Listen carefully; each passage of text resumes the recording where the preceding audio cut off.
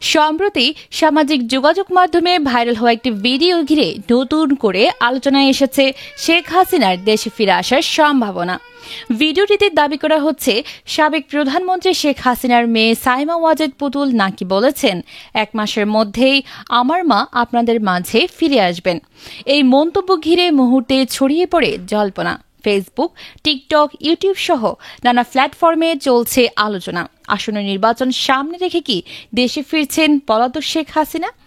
Net দুনিয়ায় viral হওয়া এই বক্তব্য যেন আগুনে ঘি ঢেলে দিয়েছে। অনেকে নানা ব্যঙ্গাত্মক পোস্ট করে লিখছেন, মানবতার মা ফিরে এলে আবার আলো দেখবে বাংলাদেশ।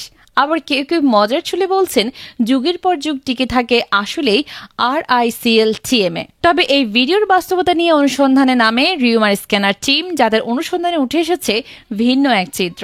তারা জানিয়েছে, ভাইরাল হওয়া ভিডিওটি মূলত কোনো রাজনৈতিক বক্তব্য ছিল না, বরং এটি ছিল বিশ্ব স্বাস্থ্য সংস্থার একটি অফিসিয়াল ভিডিও, যেখানে আলোচ্য বিষয় ছিল মিয়ানমারের সাম্প্রতিক ভূমিকম্প এবং এর পরবর্তী স্বাস্থ্য সংকট। ভিডিওটি প্রকাশিত হয় 28 এপ্রিল হু এর দক্ষিণ পূর্ব এশিয়া অঞ্চলের ইউটিউব চ্যানেল ও লিঙ্কডইন অ্যাকাউন্টে। ভিডিওটির শিরোনাম ছিল a month after the Myanmar earthquake.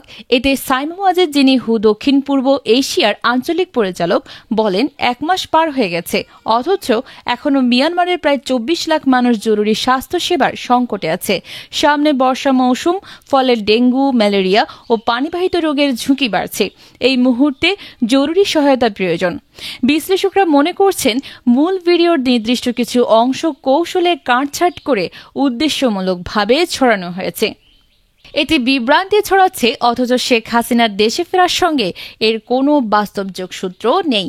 এই ধরনের বিভ্রান্তিকর ভিডিও ছড়ানো আইনত দণ্ডনীয়। এটি শুধু জনমনে গুজব সৃষ্টি করে না, বরং দেশের রাজনৈতিক ও সামাজিক স্থিতিশীলতাও ক্ষতিগ্রস্ত হতে পারে।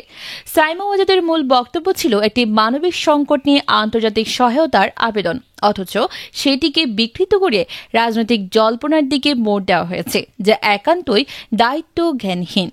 এই প্রেক্ষাপটে সকলের উচিত সোশ্যাল মিডিয়ায় পাওয়া যে কোনো তথ্য যাচাই ছাড়া শেয়ার না করা। গুজবের বিরুদ্ধে সচেতনতা গড়তে হবে আমাদের সবারই।